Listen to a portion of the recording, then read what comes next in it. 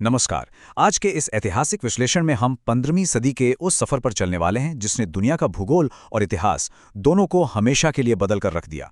ये कहानी सिर्फ एक समुद्री यात्रा की नहीं है। ये कहानी है एक ऐसी भूख की, एक ऐसी चाहत की जिसने दुनिया के दो बिल्कुल अलग छोरों को आपस में टकरा दिया। तो चलिए शुरू करते हैं। इतिहास की किताबों में हमें अक्सर क्या पढ़ाया जाता है? यही ना कि 1498 में भारत की खोज हुई थी। लेकिन जरा गहराई से सोचिए, क्या वाकई एक ऐसे देश को खोजा जा सकता है जो पहले से ही पूरी दुनिया के व्यापार का सरताज बना बैठा हो? आज के इस विश्लेषण के जरिए इतिहास के इसी सबसे बड़े मिथक की असल सच्चाई को सामने लाएंगे। आइए पहले 15वीं सदी के यूरोप की तस्वीर देखते हैं। कड़कड़ाती ठंड, बर्फ से ढकी सर्द रातें, और खाने की मेज पर क्या है? वही बेस्वाद उबला हुआ या नमक में लपेटा हुआ सूखा मांस। यूरोप के लोग इस बासी खाने से बिल्कुल तंग आ चुके थे। और वहीं दूसरी तरफ भारत, एक ऐसा समृद्ध और जादुई देश जो उस वक्त ग्लोबल ट्रेड का सेंटर था। हर यूरोपी बस वहां पहुंचने का सपना देखता था। अब उन जानलेवा सर्दियों में अपने खाने को लंबे समय तक सुरक्षित रखने और उस बेस्वाद मांस में थोड़ी सी जान डालने के लिए यूरोप को कुछ जादुई जड़ी बूटियों की सख्त जरूरत थी। और वो जादू था मसाला। काली मिर्च, लौंग, दालचीनी और इलायची। ये कोई शौक नहीं था, ये उनके सर्वाइवल के लिए जरूरी था। दिक्कत बस इतनी थी कि ये मसाले वहां नहीं उगते थे। ये आते थे एक बेहद रहस्यमयी, परियों की कहानी जैसे दूरस्थ देश से, जिसे दुनिया भारत कहती थी। तो फिर समस्या क्या थी? समस्या थी एकाधिकार। सदियों से अरब के व्यापारियों ने इन मसालों के रास्ते पर अपना पूरा कब्जा जमाया हुआ था।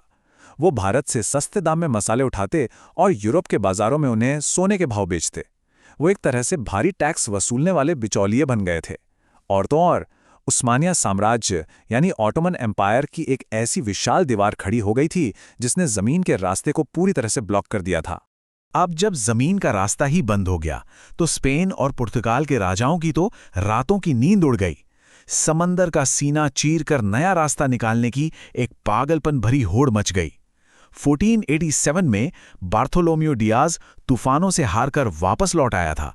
लेकिन ठीक 10 साल बाद वास्को डी गामा ने उस चुनौती को स्वीकार किया और आखिरकार 1498 में कालीकट पहुंचकर उसने इतिहास ही रच दिया। 8 जुलाई 1497, पुर्तगाल के लिस्बन बंदरगाह का वो दिन। वहां कोई जश्न नहीं मन रहा था, बल्कि एक खौफनाक मातम छाया हुआ था। किनारे पर खड़ी हजारों की भीड़ सचमुच छाती पीट पीट कर रो रही थी। जानते हैं क्यों? क्योंकि उस दौर में लोगों को लगता था कि दुनिया चपटी है। उन्हें लगा मानो वास्को डी गामा और उसके नाविकों को सीधे यमराज के पास एक तरफा टिकट देकर भेजा जा रहा है। और उनका डर गलत भी नहीं था। खुले अटलांटिक महासागर में पहुंचते ही समंदर ने अपना सबसे खूंखार रूप दिखा दिया। कोई सटीक नेविगेशन नहीं, कोई जीपीएस नहीं, और लहरें 10 मंजिला इमारत जितनी ऊंची वो सीधे जहाजों पर गिर रही थीं। लकड़ी के वो छोटे छोटे जहाज तूफानी हवाओं में ऐसे चरमरा रहे थे जैसे कोई अदृश्य दैत्य उनकी हड्डियां चबा रहा हो। ये वाकई रोंगटे खड़े कर देने वाला मंजर था। तूफान से तो किसी तरह बच गए, लेकिन फिर एक और खामोश दुश्मन ने हमला किया। वो थी बीमारी, स्कर्वी। महीनों से ताज़ा खाना नहीं मिला था। नाविकों के मसूड़ों से खून बहने लगा, दांत सड़कर सीधे हाथों में आ रहे थे। जहाज का निचला हिस्सा सचमुच एक तैरते हुए मुर्दा घर में तब्दील हो गया था। रोज लाशें समंदर में फेंकी जा रही थीं। जो बच गए थे वो घुटनों के बल गिरकर गिड़गिड़ाने लगे कि उन्हें कोई मसाला नहीं चाहिए, बस जिंदा घर वापस लौटना है। लेकिन वास्को डी गामा वो एक अलग ही मिट्टी का बना था। बेहद जिद्दी और कठोर कप्तान। जब बगावत होने लगी तो उसने अपनी तलवार निकाली और दिशा बताने वाले सारे उपकरण उठाकर सीधे समंदर में फेंक दिए। उसने चीख कर कहा कि अब लौटने का कोई रास्ता नहीं है। या तो हम भारत पहुंचेंगे या फिर ये समंदर ही हमारी सामूहिक कब्र बनेगा। उसकी इस खौफनाक जिद ने सारी बगावत को वहीं कुचल दिया। आखिरकार मौत से लड़ते भिड़ते वो अफ्रीका के उस सबसे निचले सिरे पर पहुंच गए जिसे डियाज ने तूफानों का अंतरीप कहा था। आसमान एकदम काला था, लहरें जहाजों को सीधा पाताल में खींच रही थीं। लेकिन कई दिनों की इस मौत की लड़ाई के बाद तूफान थम गया। उन्होंने उस खौफनाक दरवाजे को पार कर लिया था और उसी दिन से उस जगह का नाम बदलकर हमेशा के लिए केप ऑफ गुड होप यानी उम्मीद की किरण रख दिया गया। पर कहानी अभी खत्म नहीं हुई थी। हिंद महासागर में प्रवेश तो कर लिया, लेकिन भारत अभी भी बहुत दूर और अनजान था। तभी अफ्रीका के मालिंडी तट पर किस्मत ने एक बहुत बड़ी पलटी मारी। उनकी मुलाकात एक भारतीय नाविक से हुई। उस नाविक को सितारों और मानसून का ऐसा गजब का ज्ञान था कि उसने चुटकियों में पुर्तगालियों को सीधा भारत का रास्ता दिखा दिया। ये पल इतिहास का सबसे बड़ा टर्निंग पॉइंट था। और फिर आई 20 मई 1498 की वो जादुई सुबह। हवा के एक तेज झोंके के साथ अचानक चंदन, इलायची और काली मिर्च की एक दिव्य और नशीली खुशबू आई। जैसे ही कोहरा छटा, सामने नारियल के ऊंचे पेड़ों की कतारें थीं और एक विशाल शहर दिखाई दिया, कालीकट। महीनों से मौत को चकमा देते आ रहे उन नाविकों की आंखों से आंसू छलक पड़े। वो आखिरकार उस स्वर्ण भूमि पर पहुंच ही गए थे। लेकिन दरबार में पहुंचते ही एक बहुत ही अजीबोगरीब सांस्कृतिक टकराव देखने को मिला। कालीकट के राजा जमोरिन अपने भव्य दरबार में एक ऊंचे सोने के सिंहासन पर बैठे थे, सिर से पैर तक बेशकीमती गहनों और हीरों से लदे हुए। और उनके सामने कौन था? वास्को डी गामा, जो तोहफे में क्या लाया था? कुछ सस्ती लकड़ियां, ऊनी टोपियां, पीतल के बर्तन और थोड़ा सा शहद। ये देखकर राजा के दरबारी सच में जोर जोर से हंस पड़े।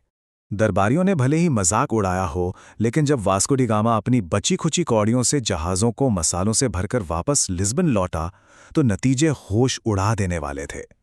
जरा सोचिए, इस समुद्री यात्रा का सारा खर्च, नाविकों का वेतन, जहाज़ों का भारी नुकसान, ये सब कुछ काटने के बाद भी उस एक अकेली खेप से पूरे 64 गुना का शुद्ध मुनाफा हुआ। 64 टाइम्स! ये इतिहास का सबसे बड़ा खजाना साबित हुआ। अब इतने बड़े मुनाफे की खबर कोई कैसे छपा सकता है? पूरे यूरोप में तो जैसे आग लग गई। देखते ही देखते स्पेन, फ्रांस, हॉलैंड, ब्रिटेन, सबके राजाओं की नींद उड़ गई। इस अपार संपत्ति ने यूरोपीय महत्वाकांक्षा को ऐसे जगाया कि पूरे यूरोप के जहाज समंदर में उतर पड़े। सबके दिमाग में बस एक ही धुन सवार थी, चलो भारत। लेकिन इतिहास के पन्नों में यहीं से एक बहुत दर्दनाक अध्याय शुरू होता है। जिस राजा जामोरिन ने भारतीय परंपरा के अनुसार इन्हें अतिथि मानकर स्वागत किया था, उन्हीं के पीछे आए डच, फ्रांसीसी और अंग्रेजों ने व्यापारिक चौकियों को रातों रात किलों में बदलना शुरू कर दिया। उन्होंने तोपें तान दी, भारतीय रियासतों को आपस में लड़ाना शुरू किया और एक मेहमान से सीधे साम्राज्यवादी बन गए। भारत का वो शांत और वैभवशाली तट, जो कभी सिर्फ रेशम, मसालों और संस्कृति के आदान प्रदान का ग्लोबल हब था, वो अब बारूद की गंध, तोपों की गूंज और कूटनीति के गंदे खेल से दहलने लगा।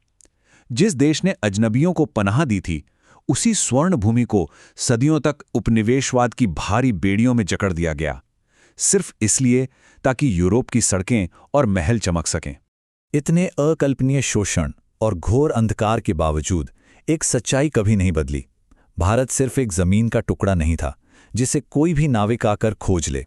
ये एक विचार है, एक अजेय और अमर आत्मा है। सदियों की गुलामी और यातनाओं के बाद भी इस उपमहाद्वीप की मूल भावना और उस आत्मा की आग को कोई भी साम्राज्य कभी कुचल नहीं सका।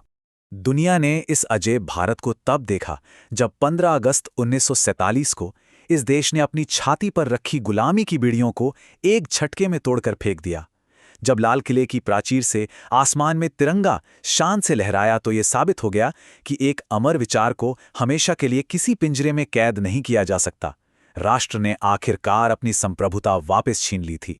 मसालों की एक हल्की सी खुशबू और उबले हुए मांस को स्वादिष्ट बनाने की एक साधारण सी चाहत, यहीं से शुरू हुई इस यात्रा ने दुनिया का इतिहास हमेशा के लिए बदल दिया। लेकिन ये पूरा विश्लेषण जाते जाते एक बहुत गहरा सवाल छोड़ जाता है। सोने की चिड़िया को कुछ वक्त के लिए पिंजरे में तो कैद किया जा सकता है, लेकिन क्या उसकी उस अनंत उड़ान को कभी भी हमेशा के लिए रोका जा सकता है?